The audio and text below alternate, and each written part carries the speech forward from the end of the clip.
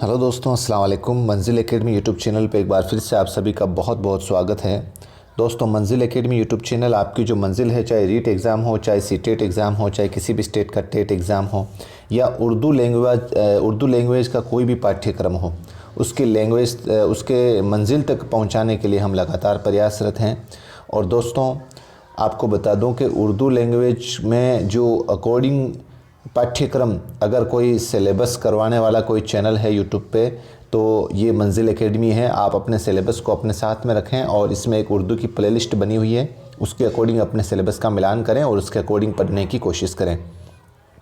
दोस्तों, मंजिल academy YouTube channel बिल्कुल बेसिक से आपको जो उर्दू ग्रामर के टॉपिक थे वो सारे करवाए हैं। और आज मैं आपकी जो उर्दू पेडागोजी उससे संबंधित जो आपके पाठ्यक्रम में, जो आपके सिलेबस में, जो सिलेबस में है, उस टॉपिक को हम करने की शुरुआत कर रहे हैं। और ये जो मैं उर्दू पेडागोजी करवाने का जो अंदाज़ आपके सामने लेकर आया हूँ, ये आपको बता दूँ दोस्तों, उर्दू अदब के इतिहास में सबसे यूनिक अंदाज़ होगा। और जिसको सबसे ज़्यादा परेशानी उर्दू पेडागोजी को लेकर होती है, वो मेरी गारंटी है, अगर इस क्लास को देख लेगा, आज की जो टॉपिक है जिसका नाम है ज़बान की महारतें, इस टॉपिक से निश्चित रूप से आपके 4 या 5 सवाल बनते हैं। और वो गारंटी के साथ ये सवाल कभी गलत नहीं होंगे ज़िंदगी में दोबारा। ये वीडियो थोड़ा बड़ा ज़रूर बनेगा, लेकिन बराए मेहरबानी आपसे गुजारिश ये है कि आप इस वीडियो को पूरा ज़रूर देखें, इस टॉपिक को एक बार पूरा करने की कोशिश करें। और इसके बाद में मैंने जो पिछले साल एग्ज़ाम में पिछली बार जो क्वेश्चन आए हुए हैं, सवालात आए हुए हैं, उनको भी मैंने इस वीडियो में शामिल किया है, ताकि आपको ये अंदाज़ा लग जाए कि भाई किस तरीके से सवाल पुटअप होते हैं और किस तरीके से उसका आंसर दिया जाता है। तो बिना देर किए आज की क्लास शुरू करते हैं। दोस्तों, आज हमारी क्लास है ज़बान की महारतें। ज़बान की महारतें मतलब जिसको हिंदी में बोलते हैं भाषा कौशल के सोपान। दोस्तों, इतना यूनिक अंदाज़ में लेकर आया हूँ कि जिस बंदे ने अगर हिंदी या इंग्लिश में भी किसी तरह की अगर उर्दू पेडागोजी कहीं पे पढ़ी है, तो उसको इस चार्ट के माध्यम से, इस डायग्राम के माध्यम से मैं समझाने की कोशिश करूँगा। और मुझे पूरी उम्मीद है कि ये इंशाल्लाह ये लेक्चर आपको पूरा पसंद आएगा। तो बिना देर की शुरू करते हैं। आज हमारा टॉपिक है ज़बान की मुश्किलें या भाषा कौशल के सोपान, जिसको हिंदी में बोलते हैं। दोस्तों, किसी भी ज़बान के 4 बुनियादी सोपान होते हैं। कोई भी ज़बान हो, चाहे हिंदी हो, चाहे इंग्लिश हो, चाहे उर्दू हो। कौन कौन से होते हैं वो? एक होता है सुनना, एक बोलना, एक पढ़ना और एक लिखना। ये 4 बुनियादी सोपान होते हैं किसी भी ज़बान के, जिसको हम हिंदी में अगर देखें तो सुनना को हिंदी में आप लोगों ने पढ़ा होगा श्रवण कौशल, और बोलना को उच्चारण कौशल, और पढ़ना को वाचन कौशल, और लिखना को लेखन कौशल के रूप में आप लोगों ने पढ़ा होगा। दोस्तों, यहाँ पे देखो, आप जो सुनना और पढ़ना है, इसको आप इनपुट कह सकते हैं, यानी कि या ग्रहण कौशल कह सकते हैं। इसको आप हिंदी के अंदर ग्राह्य कौशल कह सकते हैं, यानी कि ग्रहण करना, जिसको उर्दू में बोलते हैं अखज़ करना। उर्दू में क्या बोलते हैं? अखज़ करना। कहने का मतलब ये जो सुनना और पढ़ना है, ये दोनों दोस्तों, दोनों इनसे किसी भी व्यक्ति के अंदर क्या किया जाता है? अखज़ किया जाता है, ग्रहण किया जाता है। इनपुट का मतलब अंदर किया जाता है। तो जैसे हम किसी बात को सुन रहे हैं, तो उस सुनने की जो क्रिया है वो हमारे अंदर ही होगी ना। इसी तरीके से हम पढ़ रहे हैं, तो पढ़ने की जो क्रिया है वो हमारे अंदर होगी।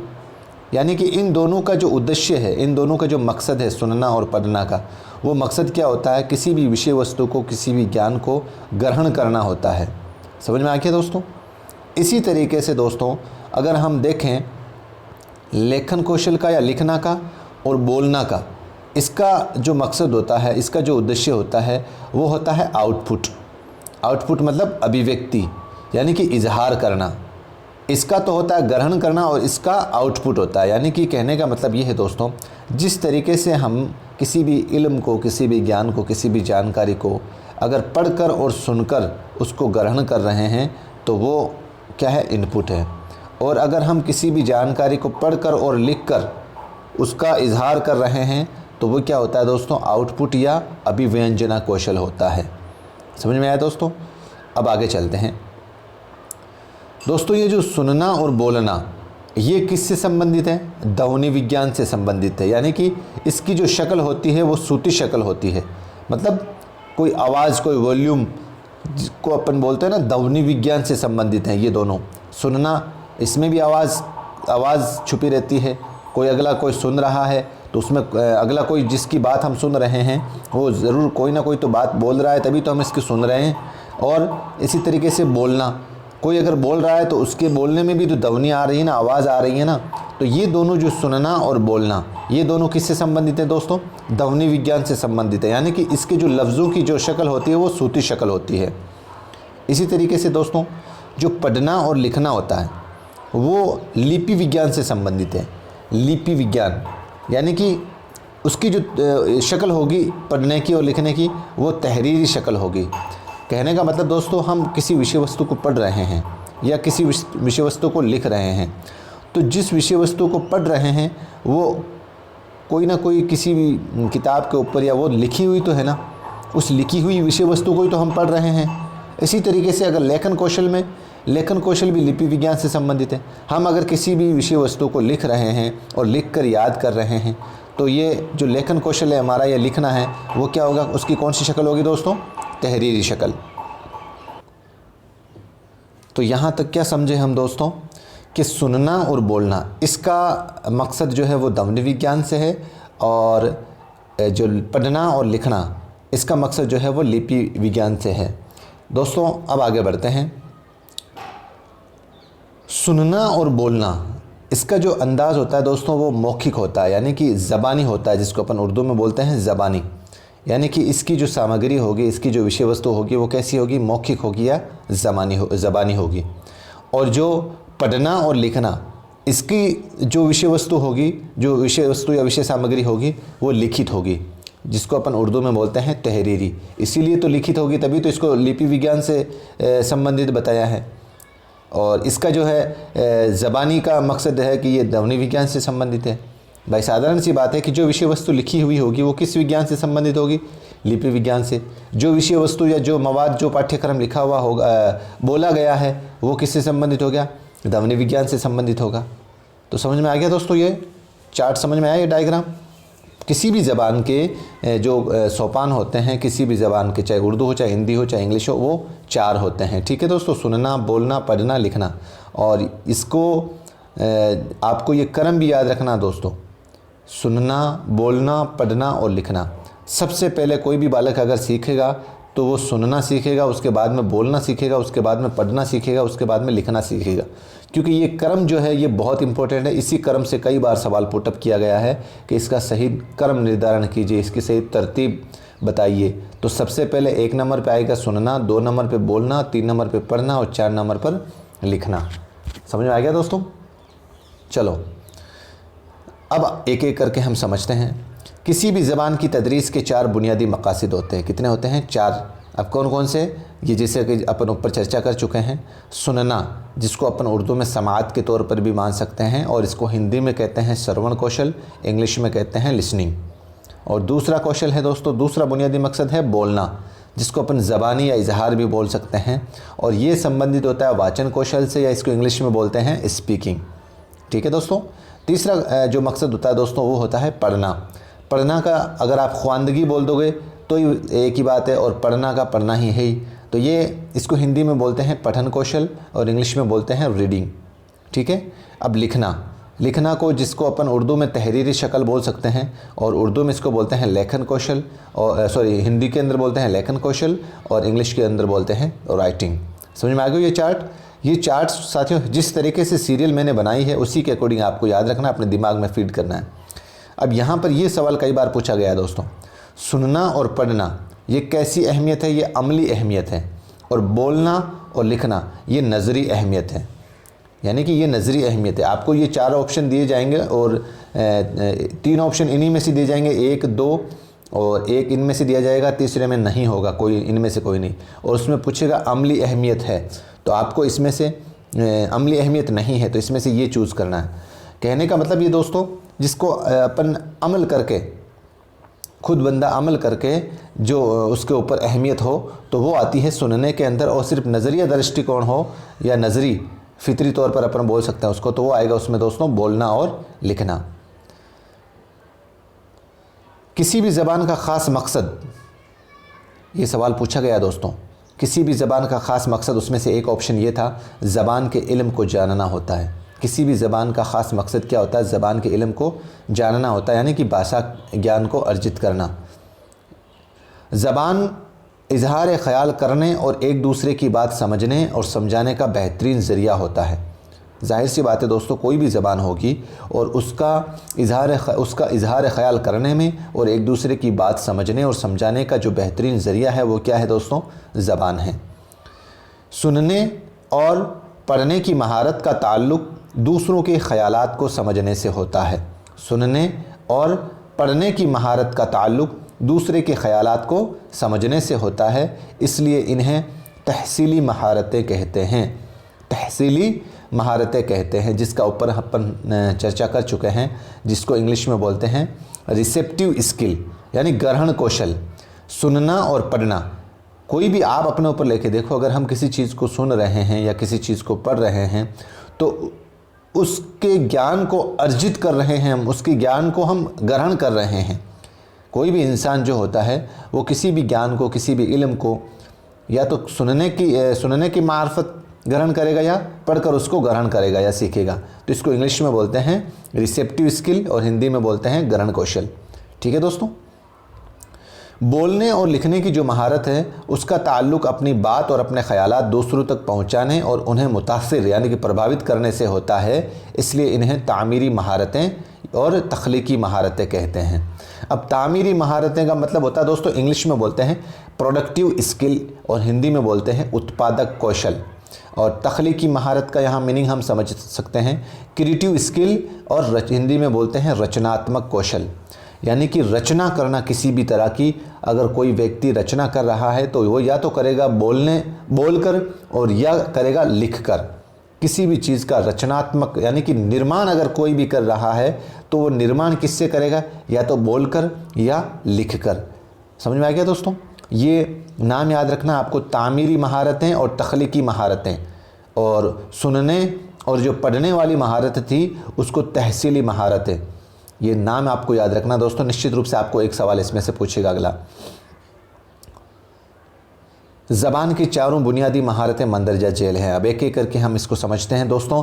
क्लास लंबी ज़रूर होगी लेकिन आपको पूरी क्लास में, इसलिए इसको आधा छोड़ नहीं सकता बराए मेहरबानी, कि इस कंटेंट से निश्चित रूप से आपको 2 या 3 सवाल निश्चित रूप से मिलेंगे। आप कोई भी एग्ज़ाम में चले जाना तो बराए मेहरबानी वीडियो को पूरा देखना है मेहरबानी करके।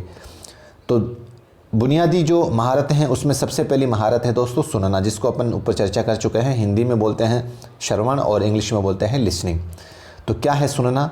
ज़बान की सभी आवाज़ों को सही तलफ़ुज़ के साथ समझना, जज्बात, ख़यालात और वाक़यात को समझना और सुनने के आदाब को पढ़ाने की सलाहियत पैदा करना। यानी कि दोस्तों सुनना क्या होता है? किसी भी ज़बान की सभी आवाज़ों को सही तलफ़ुज़ के साथ समझना, उसके जज्बात को समझना, उसके ख़यालात और वाक़यात को समझना और सुनने के जितने भी आदाब होते हैं उनको पढ़ाने की सलाहियत पैदा करना। ठीक है दोस्तों। सुनना किसी भी ज़बान की इक़्तिसाब में सबसे पहली और अहम बुनियादी महारत है। यानी कि किसी भी ज़बान की कोई भी आप सीख रहे हो उसमें जो सबसे पहली बुनियाद है किसी भी ज़बान की, चाहे वो उर्दू हो, चाहे इंग्लिश हो, चाहे हिंदी हो, किसी भी ज़बान को अगर हम सीख रहे हैं तो उसमें सबसे पहले हम क्या सीखेंगे? सुनना सीखेंगे। और ज़बान की आमोजश की शुरुआत सुनने से ही होती है। यानी कि ज़बान आमोजश का मतलब होता है सीखना। सीखने की शुरुआत वो है जो सुनने से ही होती है। और किसी भी सुनी हुई बात को हम 2 तरह से समझ सकते हैं, एक तो लफ्ज़ों की बुनियाद पर और एक होता है साबिका मालूमात की बुनियाद पर। समझना है दोस्तों, यहाँ पर दोनों को समझना है, इसलिए मैंने आपको हिंदी में यहाँ पे लिख दिया है, आपको समझने में दिक्कत हो तो। लफ्ज़ों की बुनियाद पर अगर हम सुनकर सीख रहे हैं तो वो हमारा प्रथम ज्ञान है। और साबिका मालूमात की बुनियाद पर यानी कि अगर हम पूर्व ज्ञान के आधार पर अगर हम किसी बात को पहले सुने हुए हैं और उस बात को अगर दोबारा हमारे सामने आएगी तो उसको बोलते हैं साबिका मालूमात की बुनियाद पर। मतलब पूर्व ज्ञान के आधार पर अगर हम सुन रहे हैं जिससे हम सीख रहे हैं तो वो साबिका मालूमात की बुनियाद होती है। समझ में आ गया दोस्तों?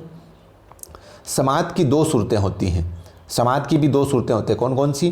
तामीलाती समात और गैर तामीलाती समात। तामीलाती समात क्या होती है दोस्तों? तामीलाती समाअत होती है, जिसको हम हिंदी में बोलते हैं परस्पर सुनना, या इंग्लिश में बोलते हैं इसको इंटरेक्टिव लिसनिंग। इंटरेक्टिव लिसनिंग, तामीलाती समाअत का मतलब होता है दोस्तों आमने सामने या टेलीफोन पर बैठकर सुनना या गुफ्तगू करना, यानी कि एक दूसरे के आमने सामने बैठकर, परस्पर एक दूसरे के सामने आमने सामने बैठकर अगर हम किसी बात को सुन रहे हैं तो वो किस में आएगा दोस्तों, तामीलाती समाअत में।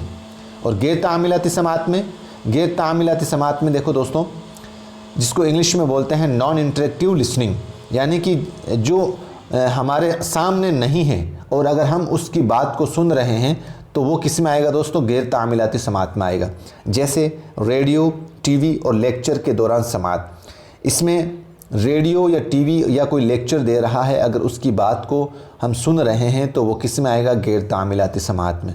तामीलाती समाअत में दोस्तों सामने वाला और आप दोनों आप चर्चा कर रहे हो, दोनों आप एक दूसरे की बात सुन रहे हो, कभी ये बोल रहा है तो आप सुन रहे हो और आप बोल रहे हो तो ये सुन रहा है, तो वो किस में आएगा, तामीलाती समाअत में।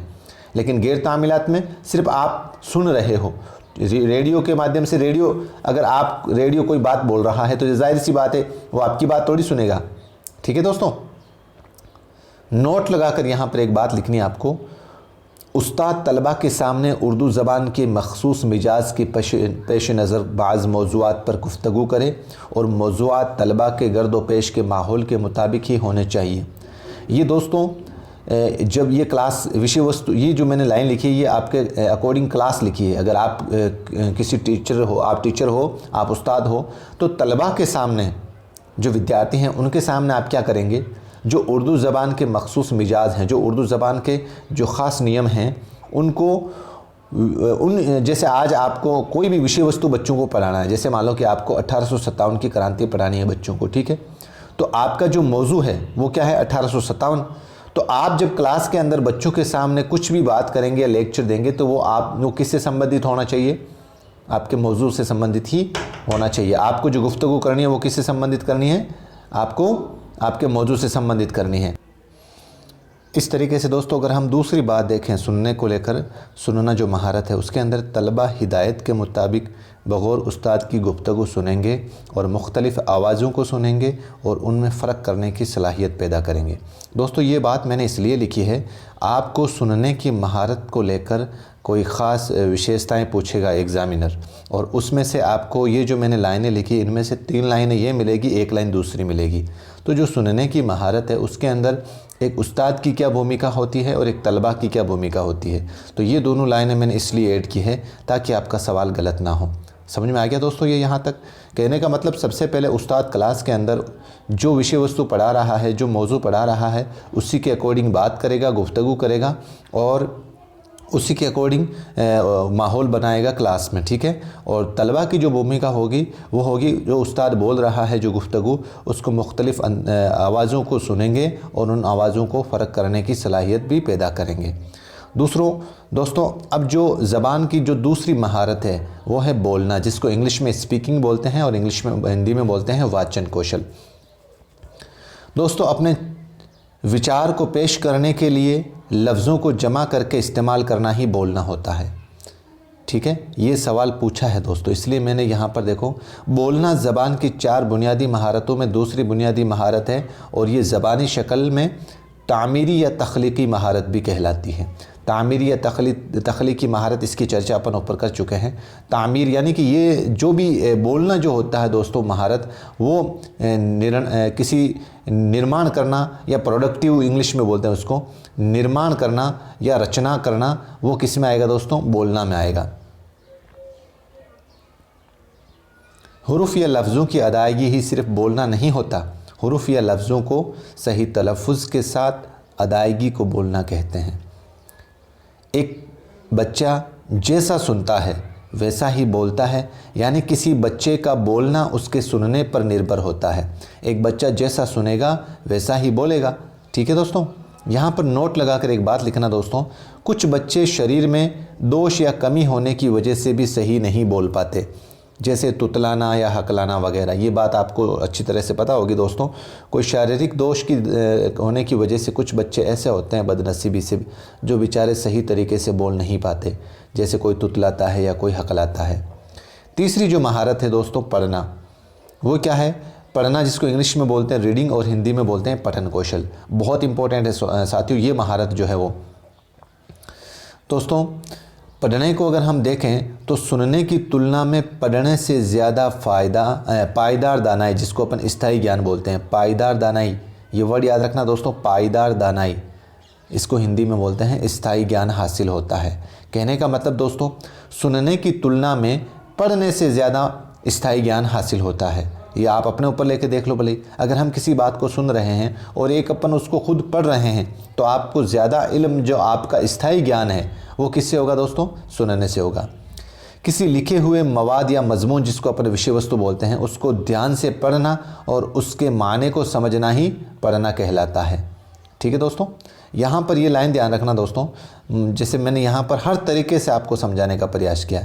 जैसे मवाद या मजमून की जगह अगर मतन भी लिखा आ जाए ना तो आपको घबराना नहीं है, मतन का मतलब भी विषय वस्तु ही होता है। किसी भी ज़बान की बुनियादी महारतों में तीसरी महारत क्या है दोस्तों, पढ़ना होता है। जैसा कि अपन क्रम से पढ़ रहे हैं, ये एक तहरीरी शक्ल में है और ये महारत इल्म हासिल करने का एक बेहतरीन ज़रिया है। इसके ज़रिए हम लिखी हुई अलामत को पहचानते हैं, उनको समझते हैं और उनसे माने अख़ज़ करते हैं, यानी कि उनसे माने ग्रहण करते हैं। और पढ़ने के अमल में अल्फाज को पहचानना और माना अख़ज़ करना शामिल है। ये पढ़ने को लेकर जो विशेषताएं हैं इसको अपन ने पढ़ा है, मुझे नहीं लगता इसमें कोई थोड़ा सा मुश्किल लग रहा हो आपको। अब ये चार्ट अगर आप समझ गए दोस्तों तो जो पढ़ना कौशल है वो बिल्कुल आपके पूरा चैप्टर समझ में आ जाएगा। पढ़ना, इस चार्ट को ध्यान से समझना है दोस्तों। आपने काफ़ी हिंदी में भी इस चार्ट को समझा होगा, लेकिन आज मैं इसको हिंदी और उर्दू दोनों लैंग्वेज को कंबाइन करके आपको समझाने की कोशिश कर रहा हूँ। दोस्तों पढ़ना जिसको अपन पठन या वाचन कहते हैं, ये दो तरीके से होता है दोस्तों। एक होता है सहज स्वर पठन और एक होता है मौन पठन। और उर्दू के अंदर इसको क्या बोलेंगे, सहज स्वर पठन को बोलेंगे दोस्तों बुलंद ख्वानी और मौन वाचन को बोलेंगे दोस्तों खामोश मुताला। मौन वाचन को क्या बोलेंगे, खामोश मुताला, और सहज स्वर वाचन को बोलेंगे बुलंद ख्वानी। अब यहाँ पर दोस्तों इस चार्ट को अच्छे से समझना आपको। देखो दोस्तों बुलंद ख्वानी यानी कि जो सहज स्वर वाचन होता है वो दो तरीके से होता है। एक होता है आदर्श वाचन और एक होता है अनुकरण वाचन। अब आदर्श वाचन इसको उर्दू में बोलते हैं नमूने की बुलंद ख्वानी, नमूने की बुलंद ख्वानी, और अनुकरण वाचन को बोलते हैं तकलीदी बुलंद ख्वानी, तकलीदी बुलंद ख्वानी। अब यहाँ पर देखो कई बार सवाल पूछा गया दोस्तों कि भाई नमूने की जो बुलंद ख्वानी है वो कौन करता है, उस्ताद करता है या तलबा करता है या ये दोनों करते हैं या कोई नहीं इनमें से। तो इसका राइट आंसर क्या होगा, उस्ताद। और तकलीदी बुलंद ख्वानी कौन करता है, तलबा। अब तकलीदी का मतलब अनुकरण वाचन, अनुकरण कौन करेगा क्लास के अंदर, विद्यार्थी करेगा, तालिब इल्म करेगा। और आदर्श वाचन कौन करेगा, उस नमूने की बुलंद ख्वानी कौन करेगा क्लास में, तो वो उस्ताद करता है। कई बार ये सवाल पूछा गया दोस्तों। अब यहाँ पर दोस्तों जो अनुकरण वाचन है उसको भी दो भागों में डिवाइड किया गया है। भाई जो बच्चे होते हैं जो तकलीदी बुलंद ख्वानी करते हैं वो दो तरीके से करते हैं। एक तो करते हैं व्यक्तिगत वाचन और एक दूसरे तरीके से करते हैं सामूहिक वाचन। और व्यक्तिगत वाचन का मतलब होता है दोस्तों इनफरादी बुलंद ख्वानी, इनफरादी बुलंद ख्वानी। और सामूहिक वाचन को हिंदी उर्दू में बोलते हैं इज्तिमाई बुलंद ख्वानी, इज्तिमाई बुलंद ख्वानी। यहाँ पर दोस्तों ये इनफरादी और इज्तिमाई ये दोनों नाम आपको हमेशा याद रखने, आगे आपके बहुत काम आएंगे। आप इस लफ्ज़ को याद करना, व्यक्तिगत का मतलब एक सिंगुलर अगर कोई बुलंद ख्वानी कर रहा है, पर्सनल अगर कोई व्यक्ति विशेष अगर कोई बुलंद ख्वानी कर रहा है या वाचन कर रहा है तो वो इनफरादी बुलंद ख्वानी में आएगा। और इज्तिमाई बुलंद ख्वानी के अंदर अगर कोई सामूहिक वाचन कर रहा है तो वो इज्तिमाई बुलंद ख्वानी में आएगा। ये तो हुआ दोस्तों आपके सहज स्वर वाचन जिसको अपन बुलंद ख्वानी बोलते हैं। अब दूसरा है दोस्तों खामोश मुताला जिसको हिंदी में बोलते हैं मौन वाचन। अब खामोश मुताला जो है दोस्तों वो दो तरीके से होता है।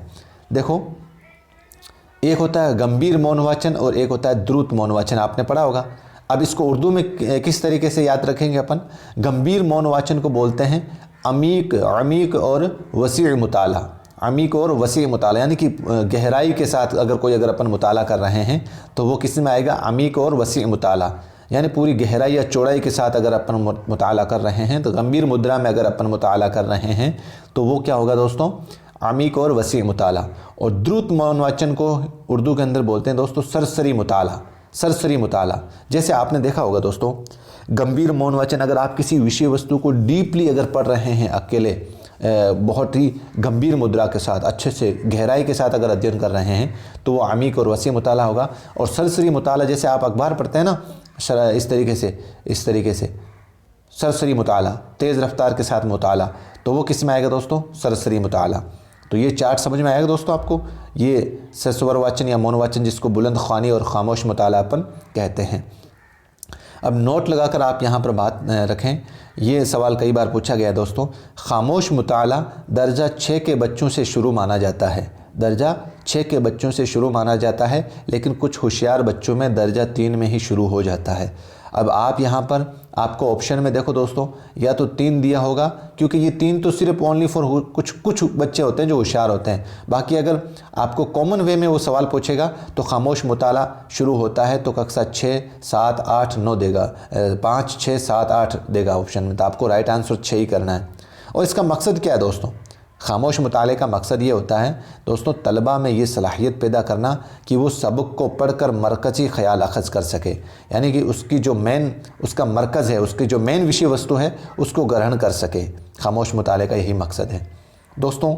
अब है अपनी अंतिम महारत, लिखना, जिसको अपन हिंदी में बोलते हैं लेखन कौशल और इंग्लिश में बोलते हैं राइटिंग। ज़बान की 4 बुनियादी महारतों में आखिरी महारत जो है वो दोस्तों वो लिखना है। अगर किसी इल्म को हमेशा के लिए पायदार रखना है तो इसलिए उसके लिए तहरीरी शक्ल सबसे बड़ी महारत है। यानी कि पायदारी शक्ल का मतलब होता है स्थायी रखना, स्थायी ज्ञान जिसको अपन बोलते हैं। याद रखो दोस्तों, अगर हम किसी विषय वस्तु को सुन रहे हैं या पढ़ रहे हैं, उसकी तुलना में अगर हम उस विषय वस्तु को अगर लिख कर याद कर रहे हैं तो जाहिर सी बात है कि वो सबसे बड़ी महारत है आपके इल्म के, स्थायी इल्म के लिए। ज़बान की बनावट को ख़ास शक्ल देना तहरीर करना, और मखसूस आवाज़ों की तहरीर शक्ल को ही लिखना कहते हैं।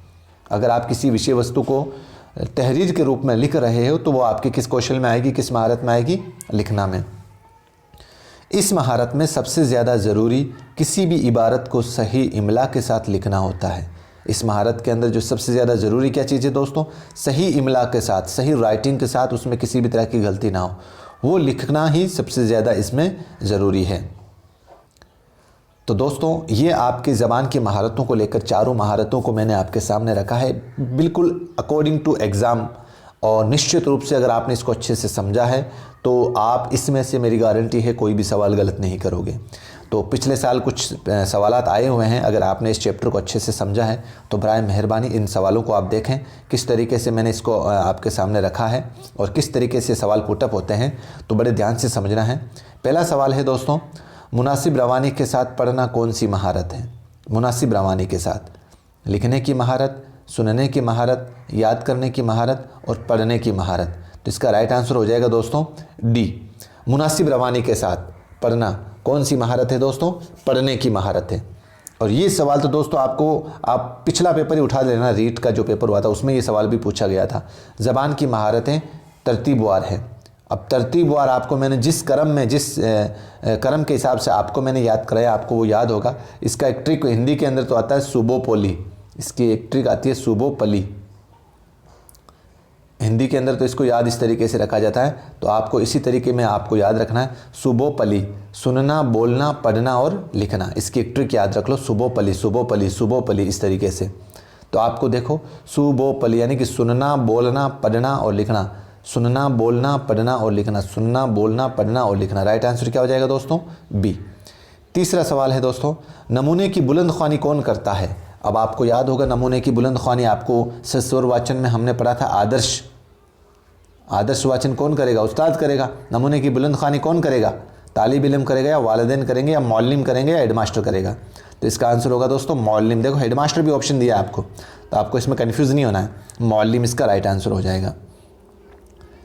खामोश मुताला के क्या फ़ायदे हैं? खामोश मुताला के क्या फ़ायदे? देखो, सुकून और इत्मीनान से मुताला होता है, थकान नहीं होती और पढ़ने की रफ्तार बढ़ती है, सभी फ़ायदे हैं। तो जाहिर सी बात है खामोश मुताला मतलब मौन वाचन, खामोश मुताला का मतलब मौन वाचन, और जाहिर सी बात है कि इन तीनों विशेषताओं का उसमें फ़ायदा है। तो इसका राइट आंसर क्या हो जाएगा दोस्तों? डी ऑप्शन, सभी फ़ायदे हैं।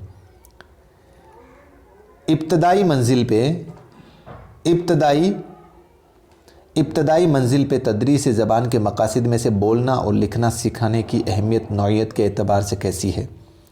इब्तदाई, अगर शुरुआती जो अपना प्राइमरी बच्चों की बात करें, प्राइमरी स्टैंडर्ड पे अगर अपन प्राइमरी स्टेज पे अगर बात करें सिखाने के मकसद से, तो बोलना और लिखना, बच्चों को अगर हम बोलना और लिखना सिखाएंगे तो उसके अंदर उसकी नौइयत, उसकी बनावट क्या होगी? नज़री होगी, अमली होगी, या दोनों होगी? तो इसमें दोस्तों नज़री और अमली दोनों होगी।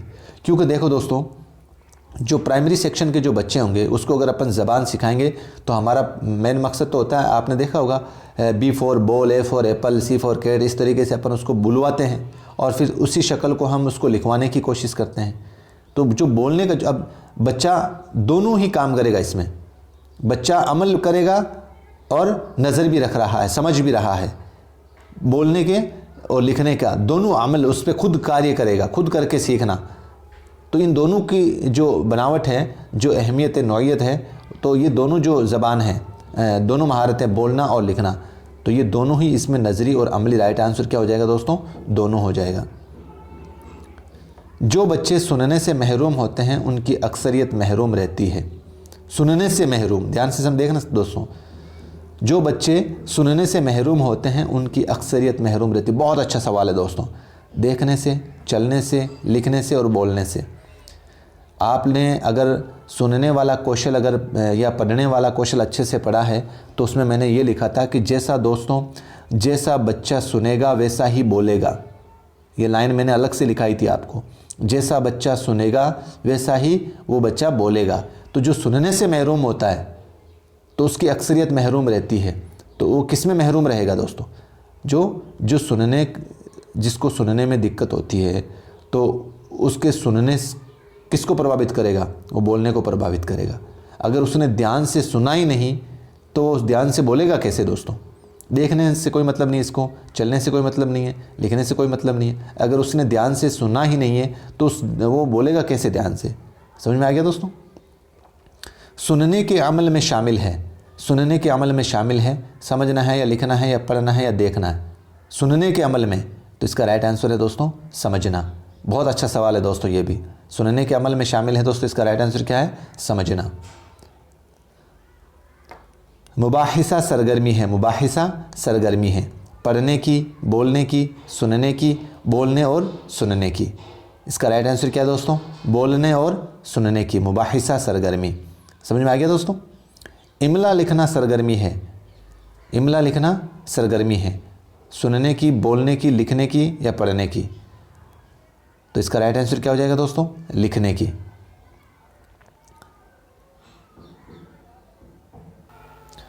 और अंतिम सवाल है दोस्तों, और ये भी सवाल आया हुआ है एग्ज़ाम के अंदर, इंसान का कौन सा अमल है जो मौत तक जारी रहता है? सोना, पढ़ना, सीखना और खाना। तो इसका राइट आंसर है दोस्तों सीखना। इसका राइट आंसर क्या हो जाएगा दोस्तों? सीखना। तो दोस्तों ये आपके 10 सवाल थे जो पिछले साल एग्ज़ाम में आए हुए थे, और आज की ये जो पहली क्लास है हमारी पेडागोजी की, मुझे लगता है उर्दू अदब की एक ऐतिहासिक क्लास है। अब आज आपको पता है बहुत ही मुबारक दिन है, आज शब बरात, जिसमें हम खुदा की बारगाह में सभी मिलकर आज शाम को खुदा की इबादत करनी है और दुआ करना है। और बराए मेहरबानी आप सभी को इसी शब बरात का वास्ता देकर इतनी ही गुजारिश करूँगा कि अगर मेरा ये प्रयास आपको पसंद आया है तो ज़्यादा से ज़्यादा बस मेहरबानी करके आप लोगों तक पहुँचाएँ, शेयर करें और चैनल को सब्सक्राइब करें। और मेरी मेहनत को सिर्फ आपसे इतना ही मांग रहा हूँ, मेरी मेहनत को हमारे सभी उन भाइयों के साथ शेयर करें जो पहली बार रीट या सीटेट या किसी भी टेट का एग्ज़ाम दे रहे हैं। और उर्दू पेडागोजी हमेशा के लिए उनके लिए आज तक परेशानी रही है, और ये मेरा वादा है अगर वो इस कंटेंट को अच्छे से समझेगा तो दोबारा इस उर्दू पेडागोजी को लेकर कभी चिंता नहीं करेगा। आपसे मेरी यही गुजारिश है, ज़्यादा से ज़्यादा शेयर करें। और बराए मेहरबानी आज की इस उर्दू पेडागोजी की क्लास को पूरा देखकर अपना कीमती मशवरा मुझे ज़रूर दें कमेंट बॉक्स में। कैसा लगा मेरा ये प्रयास? आपसे आपके जो कीमती मशवरे हैं वो कमेंट बॉक्स में मैं ज़रूर देखना चाहूँगा। बराए मेहरबानी अपना कमेंट ज़रूर रखें। दीजिए मुझे इजाज़त, मिलते हैं एक नए वीडियो के साथ। अस्सलाम वालेकुम, खुदा हाफिज़।